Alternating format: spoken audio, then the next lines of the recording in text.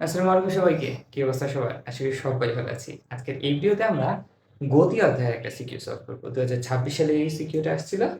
আমরা ইনশাআল্লাহ A to G যা আছে আজকের এই ভিডিওতে জানতে পারবো ইনশাআল্লাহ। চলো শুরু করি। দেখো, প্রথমত আমি এইদিকে সূত্রগুলো লিখে রাখি যেগুলো লাগবে সূত্র। প্রথমত আমার এই জায়গায় সমবেগ চাইছে, সেজন্য সমবেগের সূত্রটা লাগবে S = VT। সমবেগের ক্ষেত্রে আমরা যখন দূরত্ব বের করতে চাই তখন আমরা S = VT এর সূত্র ব্যবহার করি। আর এখানে চাইছে ত্বরণের পরিবর্তন। তাহলে ত্বরণের সূত্রটা লাগবে A = B - U / T। এই সূত্র, এই দুটো সূত্র আমাদের লাগবে। এই দুটো সূত্র আমরা কখন ব্যবহার করি?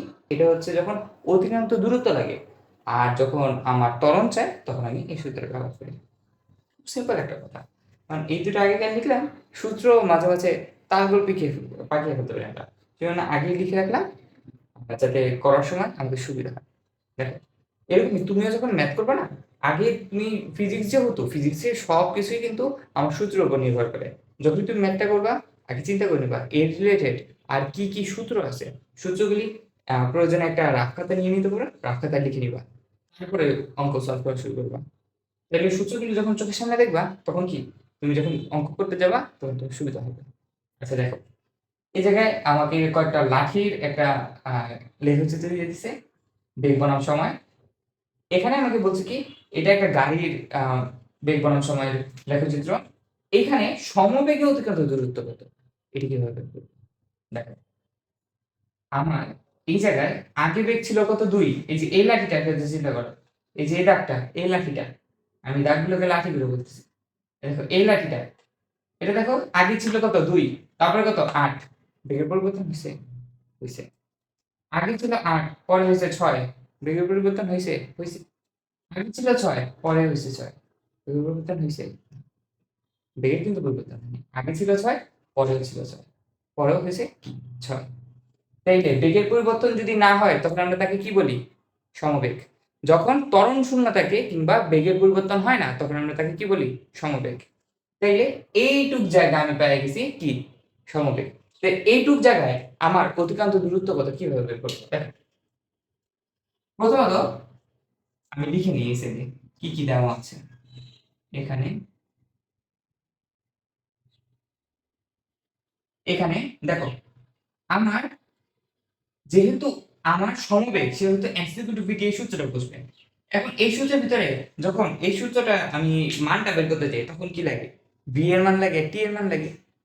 তাইলে এখানে V এর মান কোনটা, T এর মান কোনটা এর যদি আমি আলাদা করে লিখে দিতে পারি তাইলে কিন্তু আমার কেল্লা ফতে আর কিছু লাগে না। তাইলে V কতটুক? দেখো তো, এই দেখো। এই সাইডটা বরাবর আমার V বুঝাইতেছে। দেখো, এইটা এই যে এটা বরাবর। আমি পুরো বরাবর দিতে পারি নাই। যেহেতু বোর্ডে আঁকতেছিলাম একটু ঝামেলা লাগছে। ৬ বরাবর এটা, হ্যাঁ? এটা ৬ বরাবর হবে। আমাদের যে প্রশ্ন দিছে ওই প্রশ্নের ভিতরে কিন্তু বরাবর দিতে পারে নাই। ওটা এই মাঝখান বরাবর দিয়ে দিছে। হ্যাঁ? দেখো, ৬ বরাবর এটা আছে। অর্থাৎ আগে বেগ ছিল ৬, পরেও বেগ হচ্ছে ৬। তাহলে এই জায়গায় ওর যে গড় বেগটা সেটা কতটুক? আগেও ৬, পরেও ৬। ৬ + ৬ 12/2 কত? ৬। তাহলে কি? ৬। আমার দেখো, সময়টা কিভাবে লেখচিত্র যখন করবা সময়টা কিভাবে নির্ণয় করবা? লেখচিত্র করতে গেলে যখন সময় নির্ণয় করতে হয়, শেষ সময় বিয়োগ শুরুর সময়। শেষ সময় বিয়োগ শুরুর সময়। শেষ সময় কত? ৩৫। শুরুর সময় কত? ২৫। এত সেকেন্ড। সমান কত? কত থেকে? ১০ সেকেন্ড। এটা কি? ms inverse 1। তাইলে সমবেগ এই অতিক্রান্ত দূরত্ব s = vt। v এর মান কত? ৬। t এর মান কত? ১০ সমান কি? ৬০ ms ইনভার্স 2। শেষ। কি এটা কোনো ব্যাপার? ৩ নাম্বার পেয়ে গেছি। ভাইয়া খুব সহজে নাম্বার পেয়েছে। আমাদের অবস্থা খারাপ হবে। সামনে পরীক্ষা দিব। প্রশ্ন দেখবে কি কঠিন কোশ্চেন আসে। আমি কিন্তু এসএসসি ২৭, হ্যাঁ? আমি নিজেও এসএসসি ২৭। তোমরা প্রস্তুতি নিচ্ছ, তোমাদের প্রস্তুতিতে আমি বন্ধু হিসেবে তোমাদের সাহায্য করার চেষ্টা করতেছি। আর এখন যে বুঝাইলাম, এতে যদি কোনো বুঝতে সমস্যা থাকে আমাদের ফেসবুক গ্রুপে তুমি জানায় দিবা কিংবা আমাদের কমিউনিটিতে অথবা আমাদের যে কমেন্ট সেকশনটা আছে সেখানে জানায় দিতে পারো। দেখো, পরবর্তী কোশ্চেন দেখতে চাই। পরবর্তী কোশ্চেনে বলছে কি বিভিন্ন অবস্থায় ত্বরণের পরিবর্তন কিরূপ হবে তা নির্ণয় করতে।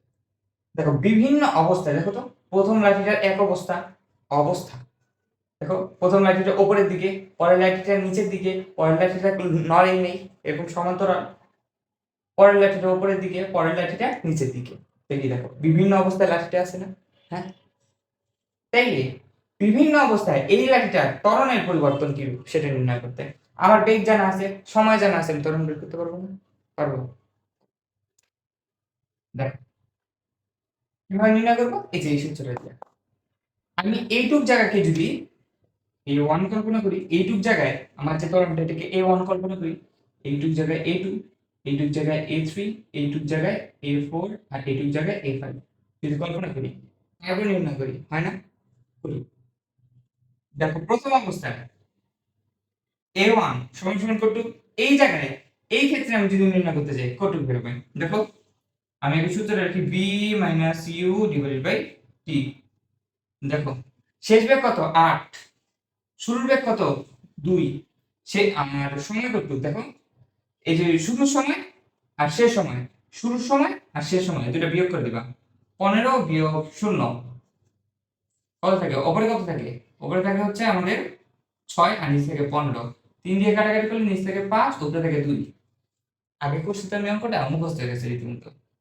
তারপরে A2 বের করি, A2 এর ক্ষেত্রে একই সূত্র, কি করবা, এরকম A2 এটার ক্ষেত্রে দেখো আমার বেগ কত, আগে বেগ কত 8, শেষ বেগ কত 6, এই যে 6 বরাবর এটা 6, আগে বেগ কত 8, শেষ বেগ কত 6, তাহলে আমি বসাই দিই এটা, শেষ বেগ কত 6, আগে বেগ কত 8, আর সময় কতটুক, দেখো আগের সময় আর শেষ সময়, শেষ সময় বিয়োগ আগের সময়, 25 বিয়োগ 15 কত থাকে, নিচে থাকে 10, উপরে থাকে -2 সমান সমান -1 ডিভাইড বাই 5। 3 তে যাই, আমরা এই 3 তে যাই,